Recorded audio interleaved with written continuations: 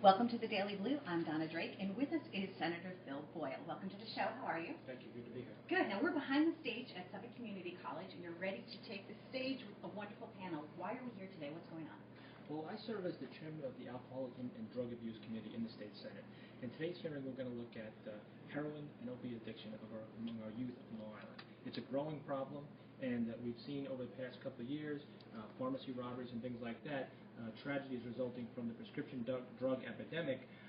We passed legislation last year in the state legislature called iStop, which is rolling back in the amount of overprescribing of prescription drugs. What we're finding, however, is our young people going straight from these opiates to heroin. Big problem, obviously. Nobody wants a generation of young people addicted to heroin, and we're trying to talk to experts and get expert testimony today to find out legislation that we can pass in the new year to stem that tide.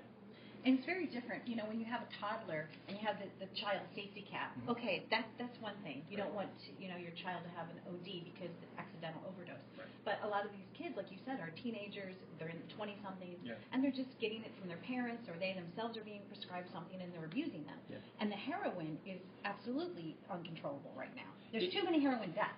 It is unbelievable, Donna. And I talk to families every single day, in all, whether poor, rich, or middle class, and they're losing their children from overdoses, possible overdoses, and drug addiction. It really is an epidemic, and that's why we're getting expert testimony today to see if we can stop those tragedies from occurring.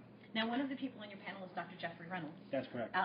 Good friend of yours, I'm sure, because I know that you're fighting this fight together. Who are some of the other people that will be speaking today? We also have the Commissioner of OASIS, the State Alcoholism and Drug Abuse Agency, and law enforcement officials, educators, a wide spectrum, and families who have lived through these tragedies to get expert opinion from everyone to find out what legislation we can pass. I think we're going to have a great testimony today and look forward to the hearing.